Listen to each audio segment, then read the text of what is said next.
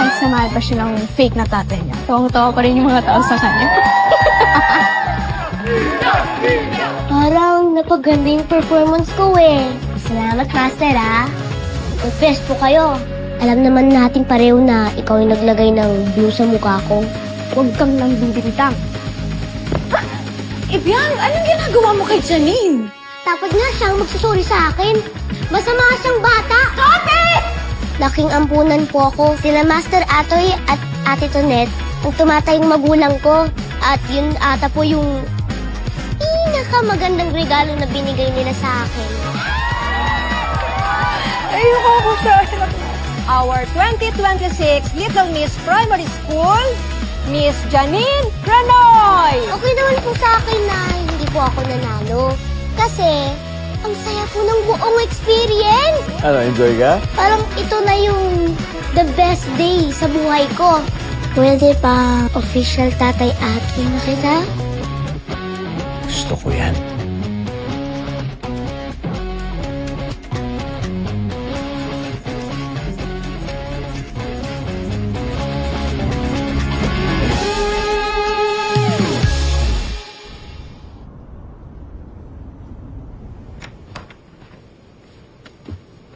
Anak, saan mo gustong i-display tong corona mo? Ganda. Tago niyo lang sa room niyo. Baliwala naman yan. Ha? Ba't mo naman nasabi yan? Kahit ako naman ang nanalo, mas gusto pa rin ng lahat si Ibiang. Janine, you did good naman eh. It's just, marami lang talaga siyang dalang kasama. Pansin mo, parang buong barangay nandun. Eh, ba't di ka nagdala ng mas maraming friends? Kasi anak eh, ganito na lang. Para matapos na to, I think, kailangan na kitang ilipat sa bagong school. Kakausapin ko yung teacher mo bukas. Okay? Agad-agad? Akala ko next year pa. Ayoko lumipat ng school. Janine, hindi na healthy itong away yung dalawa ni Ibiang. Kaya gusto na kitang ilipat as soon as possible. Kulit mo naman, Mommy eh. Ayoko nga, nandun yung mga friends ko. Huwag mo naman akong kasapin ng ganyan. I'm still your mother. Pagod na ako. Matutulog na ako.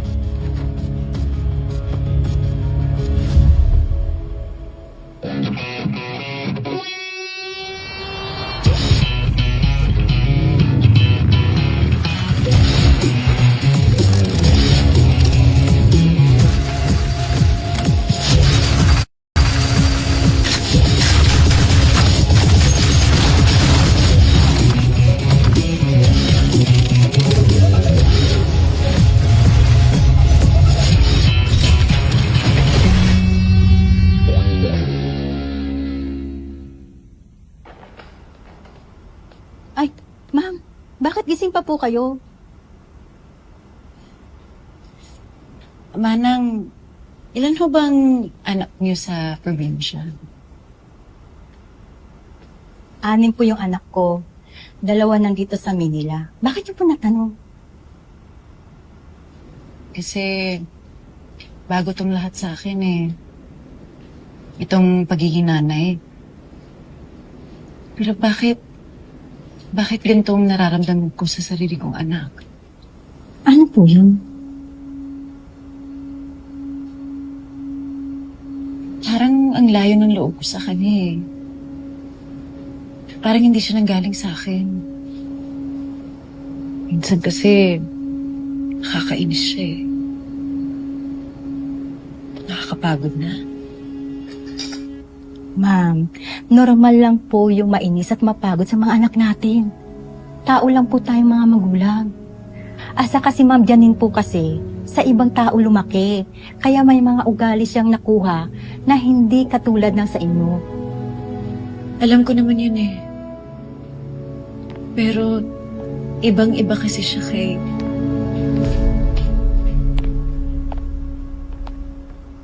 Excuse me po. I hate to say it, Audrey, pero dapat ikaw ang nag-a-adjust sa sarili mong anak. You're supposed to love them, accept them, and mold them into the right direction. Hindi nakakatuloy yung nararamdaman mo about Janine. Hindi ko mararamdaman to kay Janine kung hindi niyo hiniwalay sa akin ang anak ko.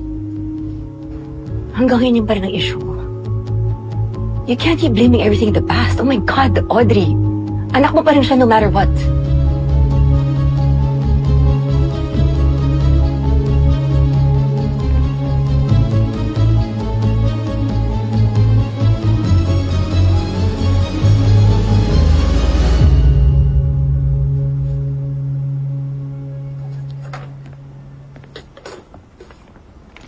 Wow, I knew it!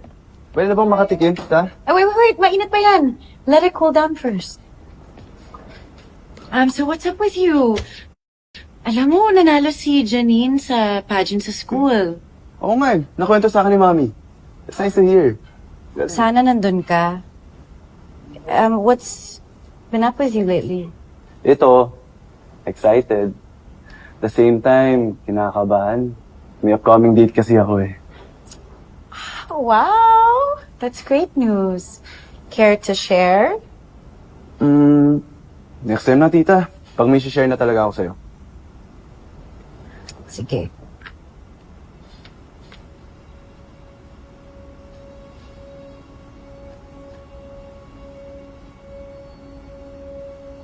Ang sarap! Oh, paborito ko na po ito. Are you okay, tita? Okay ka lang? Yeah, of course, I'm fine. It's just that may madalas na kaaway sa school si Janine. Her name is Ibiang. Ito rin ba yung nakaaway niya sa theme park? Yeah. You know, I don't want to sound like a bad mother, but I can't help but think, paano kung si Janine talaga yung may kasalanan sa mga away nila ni Ibiang? Katulad ng sa pageant, nag-away sila. Siyempre, kakampihan ko yung anak ko, si Janine. Pero nakukonsensya din ako kasi napagtaasan ko ng boses si Ibiang. Hindi ko na alam kung anong gagawin ko. Simple lang naman yan, tita. If you think you were out of line, edi bumawi ka. I'm sure patatawarin ka naman nun.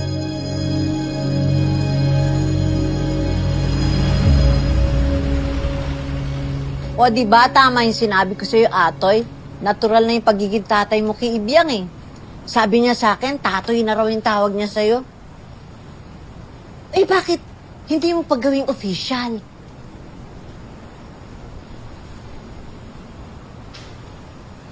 Official? Ampunin ko? Oo, hindi ba? Sabi mo, dead end naman yung paghahanap mo dun sa mga magulang niya?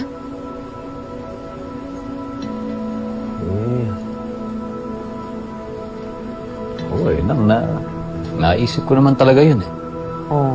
Pero, Pero syempre, trabaho ko. Kapag nag-commit ako dyan, syempre hindi naman pwedeng pabayaan ko siya.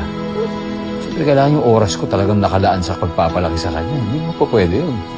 nabigyan mo nga siya ng oras dun sa pageant, hindi ba? Pinagpuyatan mo nga yung gown niya. Pag-isipan mo lang, Atoy. Pero, tama na, iniisip niya yan. Ang sa akin lang, commitment yan eh. Priorities. Tsaka kilala naman kita. Kung gusto mong gawa ng paraan, kaya mo naman eh.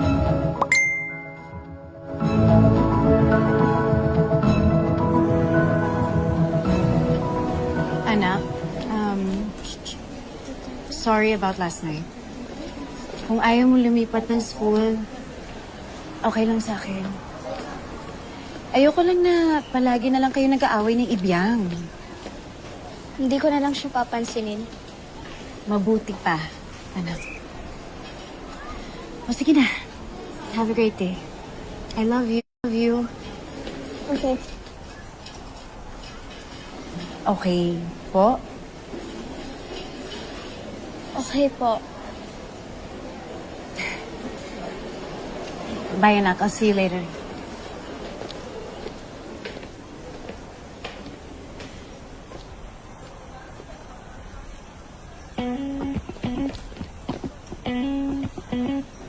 nangyari dyan sa pisngi mo?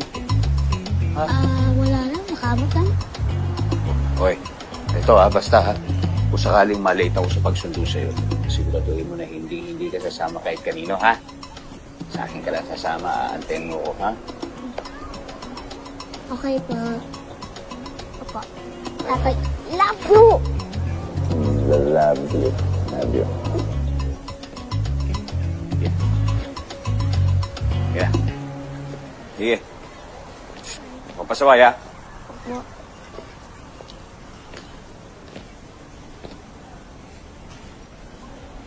Ibyang.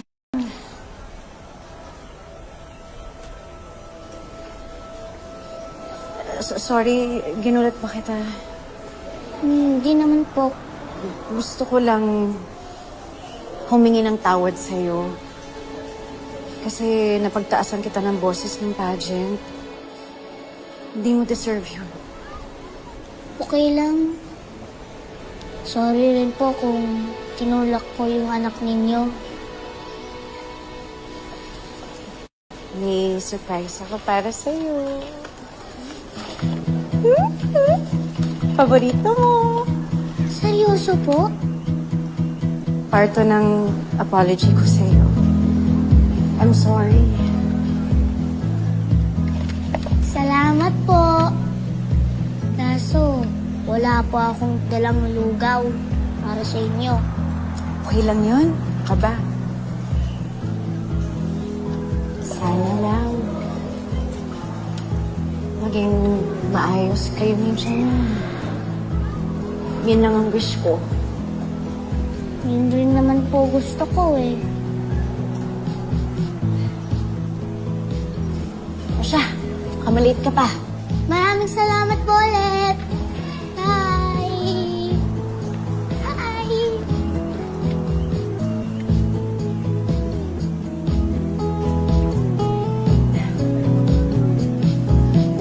Tingnan mo, oh. Binake ito ni Mommy para sa akin. May malaki kasi kaming oven dun sa bahay. Mahal siguro yun, ang laki. Wow! Parang sarap. Pwede pa hingi? Hindi, no? Babaon sa akin ito ni Mommy, tapos babawasan mo. Dama. Ano? Tuloy kayo mamaya. Swimming tayo sa mansion namin. Oo naman, excited na kami. Mabel, kung hihingi ka, di ako mamimigay, ha? Ha? Meron din ako, oh. Ha? Saan mo nakuha yan? Kinuha mo ba yan sa bag ko kanina? Hindi, Janine. Bigay sa akin to ni Ibyang. Parang pareho nga kayo ng baon, eh. Ano?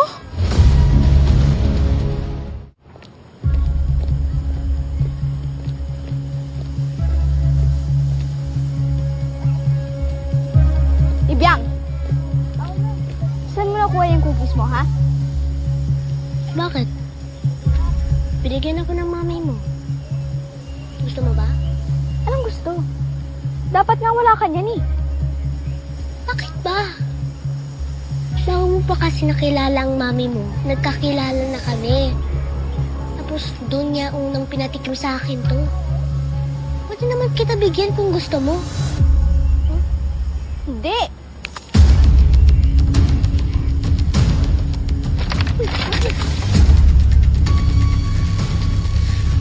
Sinayang mo yung pagkain!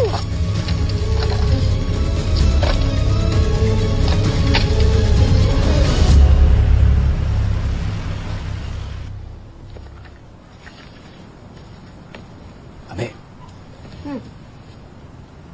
Pwede ba magtanong? Oo naman. Wala akong isasagot na hindi sa'yo, Atoy. Di. May alam ka ba o pamilyar ka sa proseso ng pag-aampon?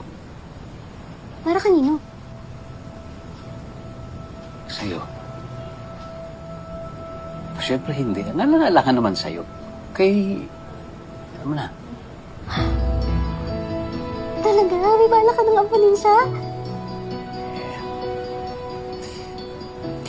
Huwag ka muna maingay, ha? Huwag mo sasabihin kahit kanino. Sige. Secret lang. Secret Secret? lang. ginagawa yun?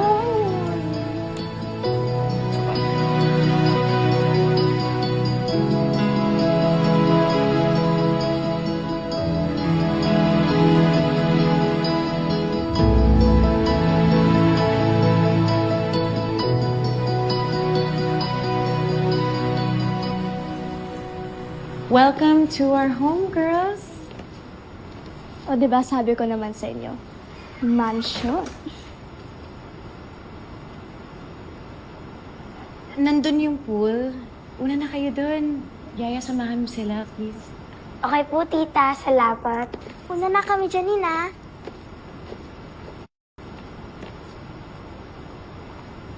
Janine? Hindi problema ba? Kanina ka pa kasi tahimik eh. Kala ko pa naman mag-i-enjoy ka to go swimming with your friends. Paano ako matutuwa? Binigyan mo rin si Ibyang ng parehong cookies na binigay mo sa akin. Oo, wala naman masama dun, anak. Ginawa ko lang yan as a peace offering. Kasi gusto ko na magkaayos na kayong dalawa. Hindi pwede. Ayoko namang kaibigan yun eh. May friends na nga ako, di ba? At ayoko rin na friend mo si Ibyang kasi ako ang anak mo, Mommy.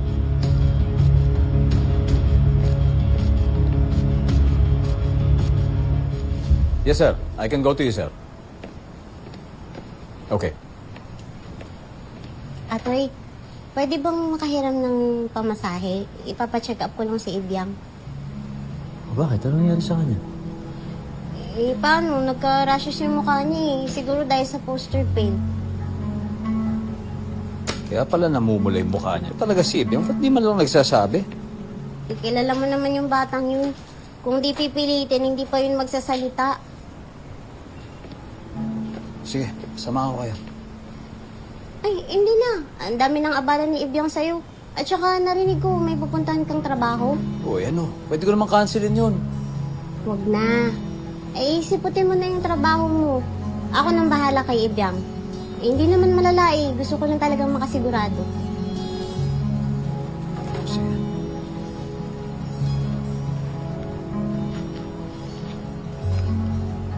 Ito na. Magkasos. Salamat ah. Nakakasar talaga yung Ibyang na yan eh. Parang gusto ko ulit lagyan ng blue paint yung mukha niya. Sobrang epal. Nakikisaw-saw pa sa mga miko. Uy, wag naman. Sobrang napahiya na nga siya ng pageant eh. Ay, tama lang yan. At bilis. Tulungan niyo akong mag-isip kung ano natin pwedeng gawin sa kanya next. Janine! So, totoo pala yung sinasabi ni Ibyang? Na ikaw may kagagawa ng blue paint sa mukha niya?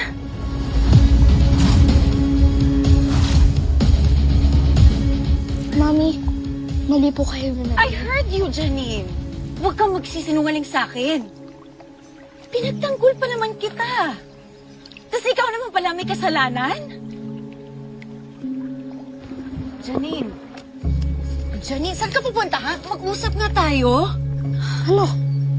Kapagalitan mo ako? Kakampihan mo talaga yung Ibyang na yan? Anak, wala akong kinakampihan. Pero alam ko kung anong tama sa mali. At mali talaga yung ginawa mo. Hindi siya mali. Sobrang epal na kasing Ibyang na yun eh. Kaya tama lang yun sa kanya.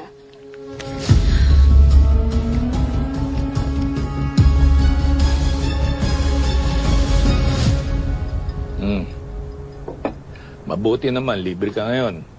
Hindi kasi ako sanay na tumatanggi ka sa job order eh. Sir, sir. Talagang kailangan ko lang kasi kasuhin yung school event ni Ibyang. That's good. May ibang buhay ka aside from this. Anyway, let's get to the mission. Yes, sir. Lumapit sa akin ng isang Mrs. Santos. Itinataya yung kalahati ng life savings niya. Mahanap lang at mapakulong ang lalaking ito. Si Aldrin Galang. Nakipag-meet ang asawa ni Mrs. Santos kay Aldrin Galang. Siya yung supposed to be buyer ng sasakyan nila. Pero hindi na bumalik. After 1 week, nakita yung mister niya na nakatali yung ulo, sunog ang katawan. Bangkay na. Yan si Aldrin Galang ang prime suspect. Mga ilang buwan na lumipas, pero hanggang ngayon, hindi pa rin siya mahuli-huli ng mga pulis. Base sa intel ko, kumukubra daw to doon sa mga vendor sa Road 23, Barangay Macario. Gay Macario. Alam ko kung saan yan. Good. Ano, Atoy? Tulungan natin si Mrs. Santos. Yes, sir. Trabahuin ko yan. Umpisa na ako. Salamat, Atoy. Maintain high vigilance sa target. Very hostile. Dahil posibleng konektado ang taong to sa sindikato. Watch your back. Copy, sir. Bahala ka. Janine? Janine? Kids, nakita niyo ba si Janine? Kanina pa po namin siya hinahanap. Audrey, what's going on? Dad, kanina ko pa hinahanap si Janine sa buong bahay. Pinahanap ko na rin siya sa security, but I don't know where she is. Ano ba talaga nangyari? Napagalitan ko kasi siya kanina. Tapos nag-walk out siya. Ngayon hindi ko na siya mahanap. Mama Audrey, nakita po namin sa CCTV, si Janine po, pumuslit sa may gate sa likuran. Ano? Naglaya sa kapo ko? Bakit walang guard sa likod? Kailangan natin siya pahanap sa mga tao ko. Wait lang, Dad. Ako muna. Feeling ko, alam ko kung saan siya nagpunta.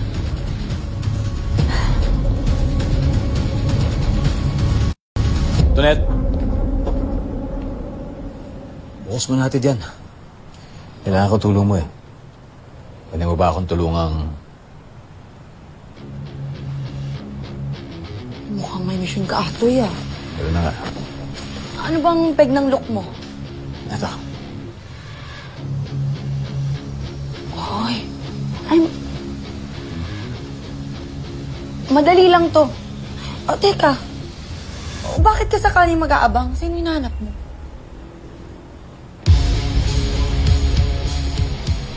Kriminal.